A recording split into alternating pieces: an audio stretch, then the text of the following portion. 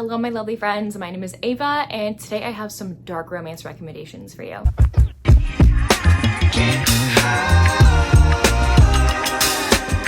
I have definitely been in a dark romance mood, so I thought I'd recommend 10. Sorry if you hear Winnie, by the way.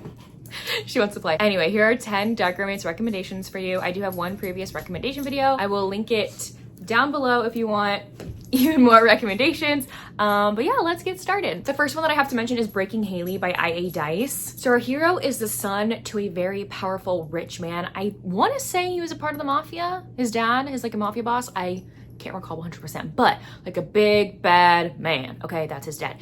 And he gets called over by his dad one day, who he actually hates his dad, but he's like, hey, your sister has been killed. The sister you love has been killed. There's this girl that is responsible, has a part in her death.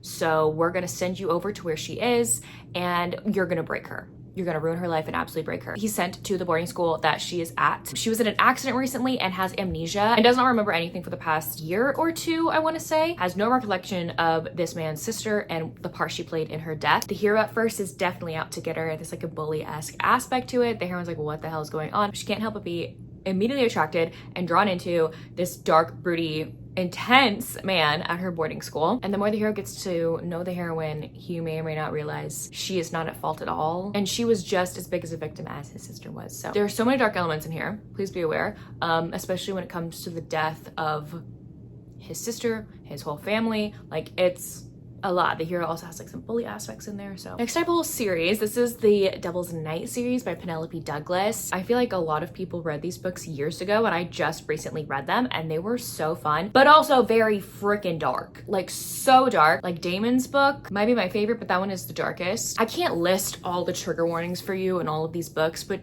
like, please go do your research. If there is something that triggers you specifically, don't pick it up. Like, go research, please, because there are so many triggers in here. I can't list all of them off for you. Please go do your own research, especially Damon's book. I will mention the first book because you kind of have to read these books in order. I really recommend reading them in order. You can do whatever you want, but you get the best reading experience if you read them in order.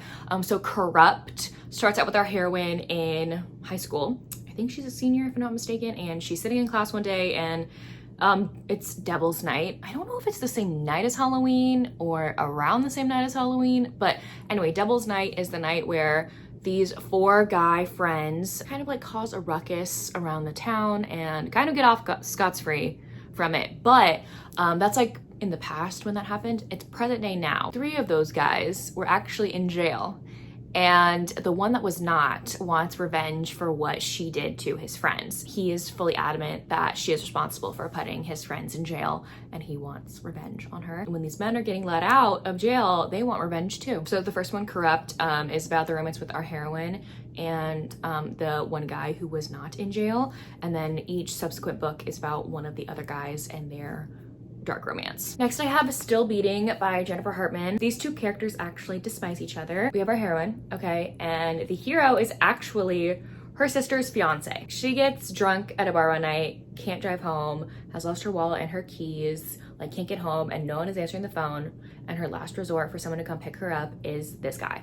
And she's like, can you just pick me up, please? And he goes and he picks her up and they get pulled over by the police, but it's not actually the police, it's their kidnapper. This man is apparently notoriously known for kidnapping people who hate each other and make them fall in love with each other in captivity, and then he kills them in front of each other.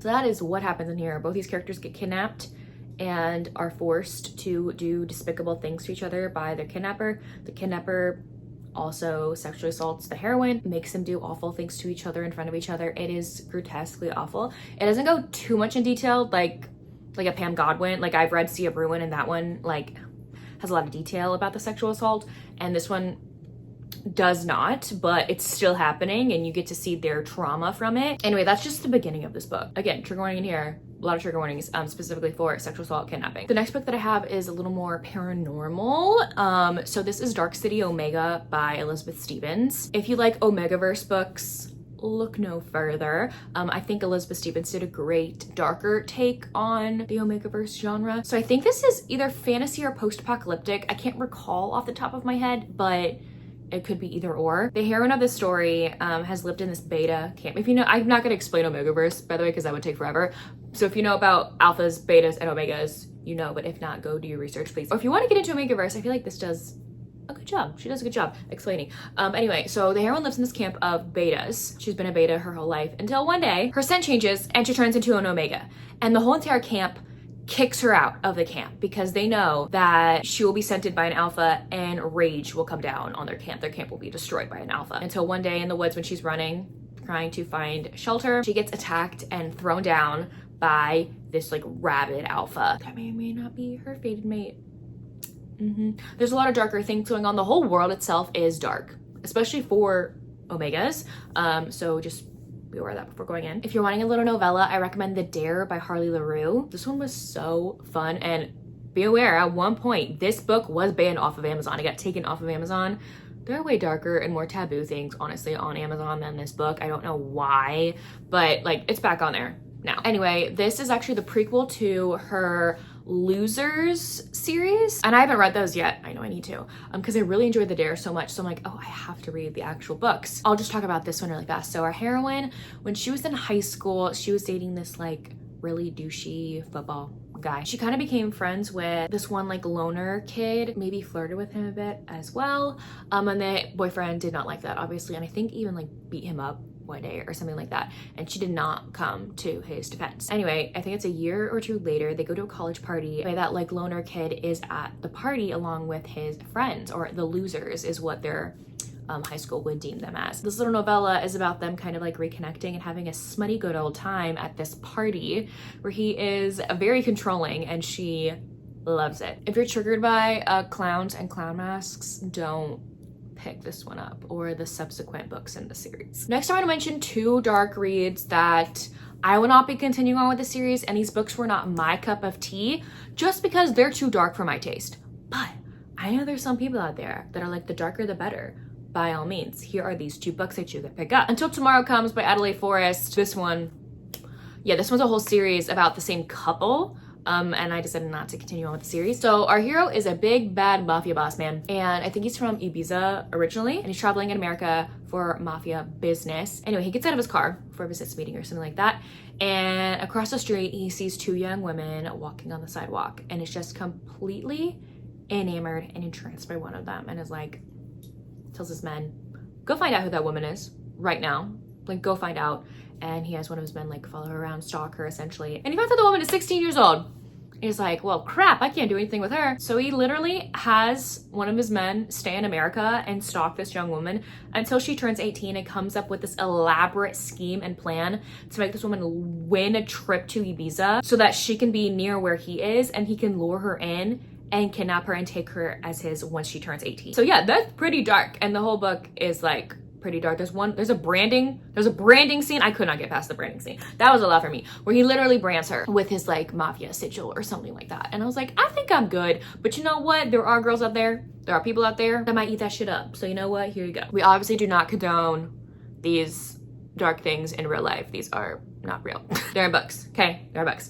Anyway, I don't want to yuck people's yum at all. Just too dark for me. Too dark for me. Same thing goes with Sick Heart by J.A. Huss. I honestly cannot remember a lot about this one just because this one was not my cup of tea, and when a book is not my cup of tea, I don't keep space in my brain for it, you know what I mean? Oh, she found another toy. Anyway, the only thing that I can recall from this book is that these two characters are stuck on a deserted island together. It's actually the island where the hero grew up and was trained his whole life. And he was kidnapped as a child and trained to be a child assassin. And all of a sudden, these children show up on the island that they're living on, and the hero has to train them to be child assassins. And it's very gruesome and dark, and the heroine has some part in here as well. They obviously fall in love with each other and whatnot. But the hero's not in charge of everything. He's forced to basically blackmail to train these children. That one is pretty dark. So if you want to read like the darker the better, pick that one up. A fun one was Lights Out by Novella Allen. This one is really popular for a reason. This one is essentially like a dark rom-com. If you have not heard about this book yet, what rock have you been living under, honestly? This hero ends up finding out that our heroine, who used to hook up with his roommate, is really into masked men. And guess who is secretly, sorry, her toy is very loud. And guess who is secretly a masked thirst trap account on TikTok but our hero. So he also is a hacker and hacks into all of her technological devices, hacks into all of her cameras at work. She's a nurse and just watches her all day long and ends up stalking her and like trying to force his way into her life. And of course she's at first like terrified, obviously, but then you know what, she's slightly into it.